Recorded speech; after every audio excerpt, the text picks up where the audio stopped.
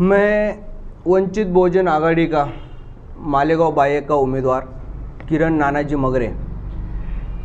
ये पत्रकार परिषद इसलिए अपन ने बुलाई गई क्योंकि जो इलेक्शन का परेड चालू है उसमें कोई उम्मीदवार सिंधेगढ़ से खड़ा है, कोई अपक्ष खड़े है, कोई ठाकरेगढ़ से खड़े है। ऐसे जो भी उम्मीदवार है वो इनके बारे में भी अपन को चर्चा करने के लिए अपन ने प्रेस मीटिंग बुलाई है।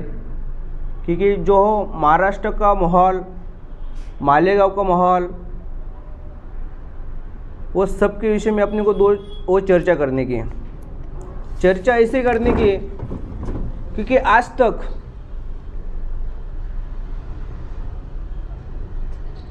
कोई उम्मीदवार 5 साल में अपने तरफ कोई आता नहीं, और इलेक्शन आया तो सब उम्मीदवार मोहल्ले में या बस्ती में आते हैं, मगर जब चुनाव हो जाता है, चुनाव के बाद कोई अपनी तरफ आता भी नहीं और देखता भी नहीं। मैं ये सब आवाम को ये कहना चाहता हूँ क्योंकि 5 साल में वो लोग अपने तरफ आते नहीं, अपना घर का पानी तक पीना पसंद नहीं करते। वो लोग आपके वोट लेके आपका काम कैसे करेंगे? और आज तक जो भी उम्मीदवार है, बंडू काका बोलो, दादा भूसे जी बोलो या आदव हीरे जी बोलो, ये सब उम्मीदवार ये भाजपा के उम्मीदवार हैं। आज फिर अपनी जो आवाम की दिशा भूल हो रही है। मैं सब आवाम को ये कहना चाहता हूँ कि आपने को भाजपा को हराना है, और क्यों हराना है मैं वो भी कहना चाहता हूँ। और यह बात जैसे कांग्रेस के जैसे लोकसभा में जो उम्मीदवार दिया था, बड़े बहुमत से कांग्रेस को अपन ने जिताया था क्योंकि उसके सामने भाजपा था। भाजपा को हराने के लिए पूरे मालेगांव के सब आवाम ने इतनी बड़ी मेहनत की कि ये पूरे महाराष्ट्र का नहीं तो हिंदुस्तान का नक्शा अपन ने बदल दिया, क्योंकि पूरी कांग्रेस की एक तरफा वोट भाजपा को हराने में लगी थी और अपन ने भाजपा को उस टाइम भी हराया था। और अभी बंडू काका बोलो, आदव हीरे जी बोलो और दादा भूसे जी बोलो, ये सब लोग भाजपा के लोग हैं। और अपनी जो आवाम है वो अपने मोहल्ले में, अपने मालेगांव में बड़ी संख्या के साथ उनको लेके वो भाड़े से बोलो या कैसे बोलो 2 नंबर की बात है, मगर मुद्दा है अपना। जो लोग 5 साल में, 10 साल में, 15 साल में अपने तक पहुंच नहीं पाए। आज जो मोहल्ले में मैं जाता हूँ वो मोहल्ले में ना रास्ते का काम हुआ है, ना बिजली का काम हुआ है,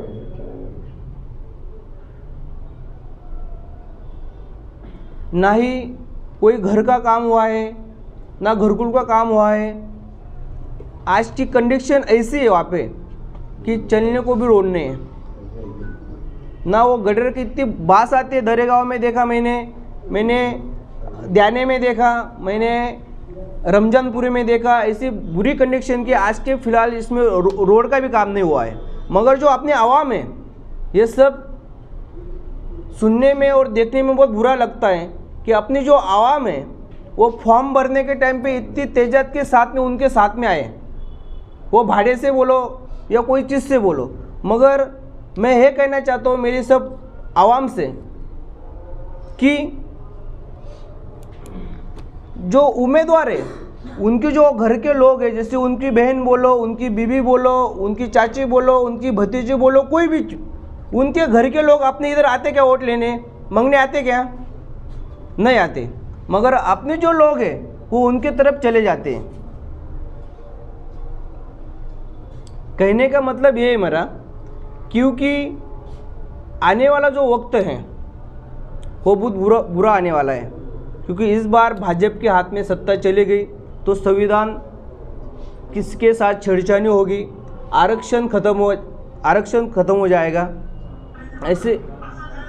ऐसी बहुत सारी चीज़ें। तो मेरे सब आवाम से मैं दरख्वास्त करना चाहता हूँ कि इस बार अपने को भाजपा को हराना है, मतलब ये तीनों को हराना है। और अपनी जो आवाम है इनको एक भी वोट ना दे, क्योंकि इलेक्शन ख़त्म होने के बाद है इनका रंग अपने को दिखाएंगे। पिछली बार रमज़ान महीने में ईद के टाइम पे जो जानवर पकड़े गए, जो इन लोगों ने पकड़े।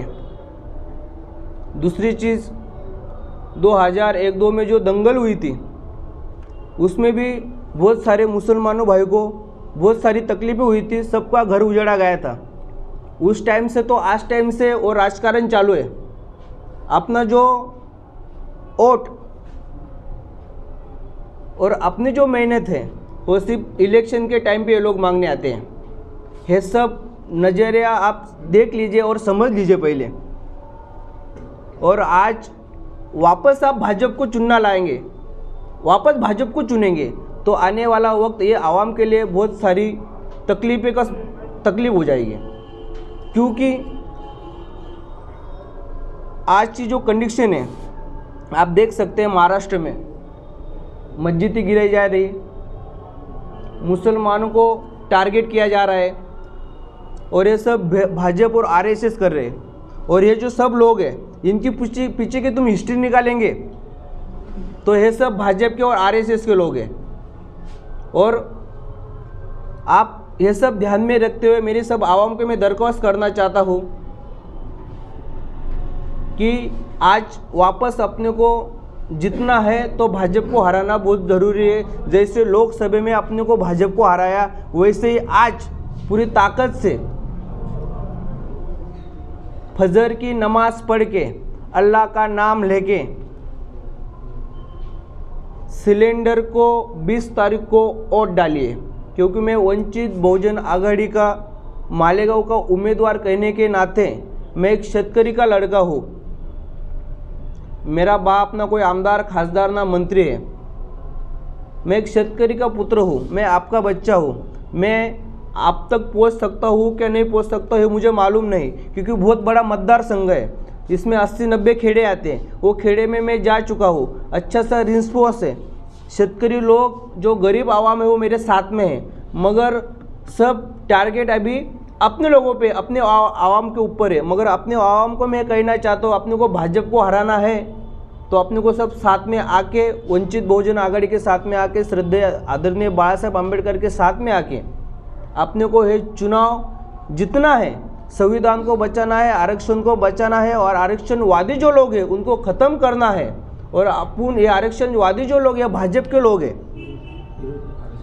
आरक्षण विरोधी, ये विरोधी लोगों को अपने को ख़त्म करना है। और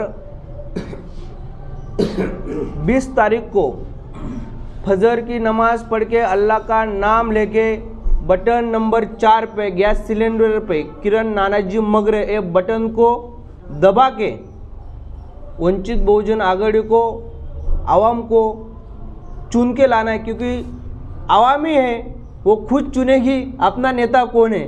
आवाम को खुद को चुनना है कि अपने को चुन के आना है कि गिरना है। क्योंकि जब मैं हारूंगा तो या कि आवाम हारेगी, या का शेतकरी हारेगा, या का युवा हारेगा।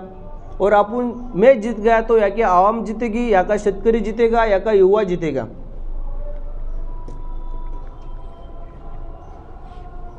ध्याने मालदे महलदा और रमजानपुरा, संगमेश्वर, सोनगांव, यहाँ पे जो अपने आवाम है उसमें मैं पहुँच चुका हूँ, मगर कोई आवाम के पास में पहुँचा नहीं हूँ। क्योंकि बहुत ध्याना रमजानपुरा बहुत बड़ा मतदार संघ आता, कम से कम वहाँ पे 24 या 25 हज़ार वोट के आसपास ध्याना, रमजानपुरा, अम्बेडकर नगर बहुत बड़ा मतदार संघ है।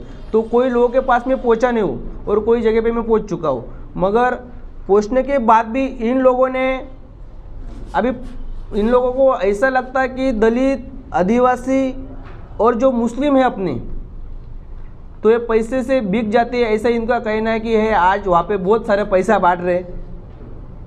इसलिए मैं अपने आवाम को कहना चाहता हूँ कि आरक्षण बचाना है तो आज पैसा नहीं चलेगा, बाद में आने वाले वक्त में बहुत बुरा समय आएगा। उस टाइम पे तुम्हारे 300, 400, 500 रुपये की कोई अहमियत नहीं रहेगी।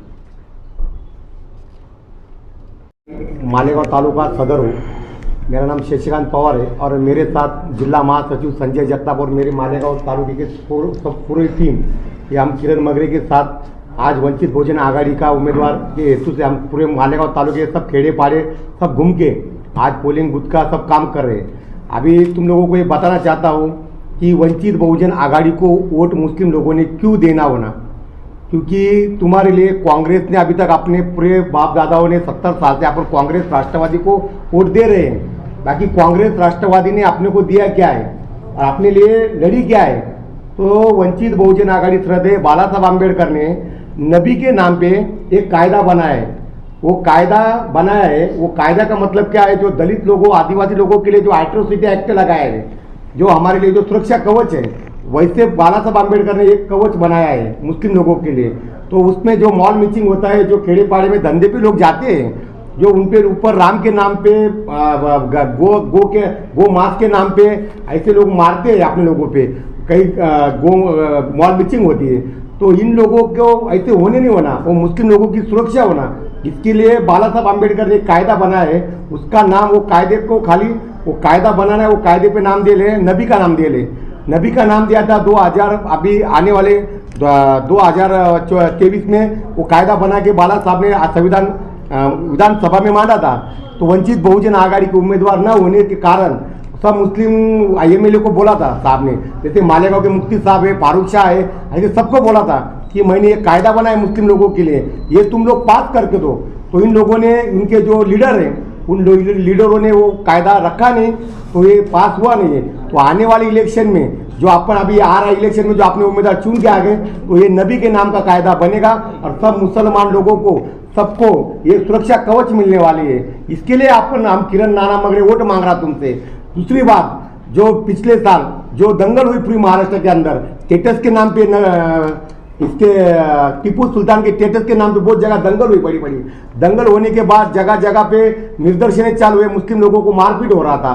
तभी बाला साहब आम्बेडकर ने औरंगाबाद में आके औरंगजेब के कब्र पर फूल चढ़ाए, चादर चढ़ाई, पूरे महाराष्ट्र की दंगल खत्म कर दी।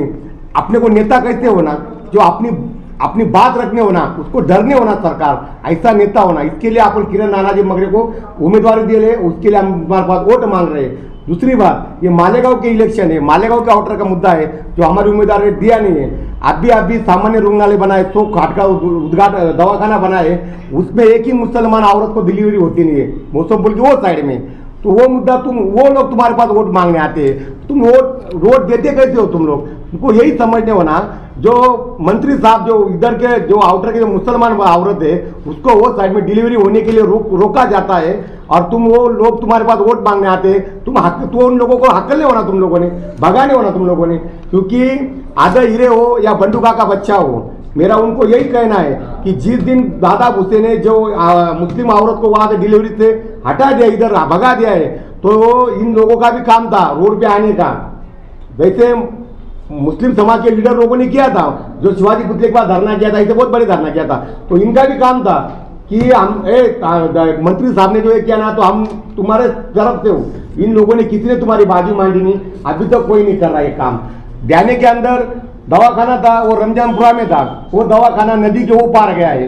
रमजानपुरा पुलिस स्टेशन था, वो पुलिस स्टेशन रमजानपुरा में था, और रमजानपुरा में से हटा के वो पुलिस स्टेशन देने के वो पार थे। यानी ऐसे बहुत से मुद्दे हैं, जातिवादी मुद्दे हैं। तो इन लोगों तुम्हारे पास वोट मांगने आते हैं, तो सब मुस्लिम समाज को मैं यही कहना चाहता हूँ कि तुम इन लोगों को ये सबक सिखाओ कि हमारे औरत को वो साइड में डिलीवरी होने नहीं दे रहे तुम लोग, वहाँ हमको धुलिया जाना पड़ रहा है। और हमारा पुलिस रमजानपुरा के लोगों को मैं आह्वान करता हूँ कि तुम्हारा जो दवाखाना था वो डायरेक्ट नदी के वो पार नदी पे गया है, और जो पुलिस स्टेशन था रमजानपुरा के अंदर, वो भी पुलिस स्टेशन रोड की ये पार हो गया है। तो ऐसे जातिवादी आमदारों को, ये जातिवादी उम्मीदवारों को तुम वोट कैसे देंगे?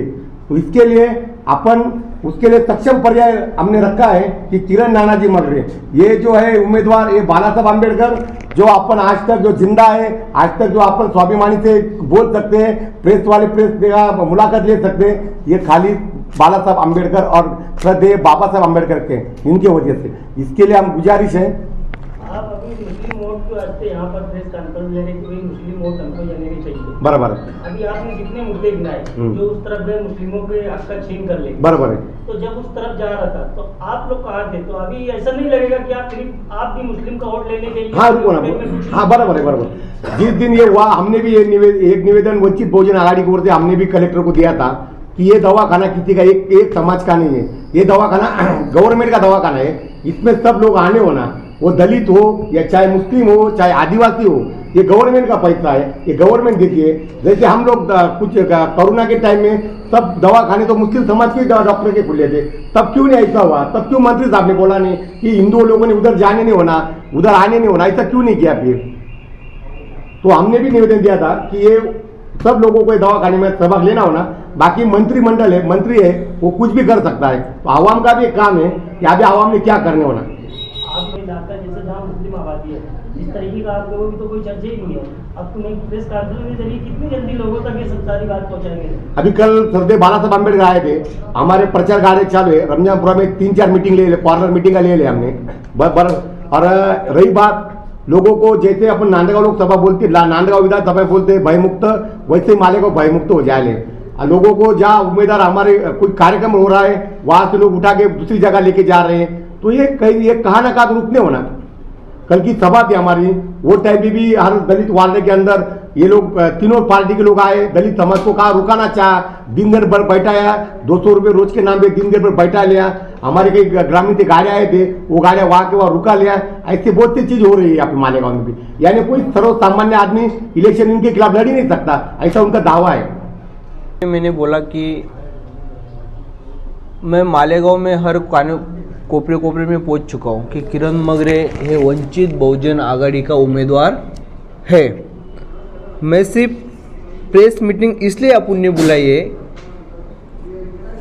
कि मैं अभी किसी के पास जा सकता हूँ या नहीं जा सकता हूँ मुझे मालूम नहीं, मगर ये आवाम का भी काम है अच्छा और बुरा देखे, सबकी हिस्ट्री देख लेना पहले, क्योंकि उम्मीदवार है चाल चलन से भी अच्छा हो, उम्मीदवार है सब लोग का हित चिंतक हो, उम्मीदवार है सब जात धर्मों को लेके चले, ऐसा उम्मीदवार देखिए।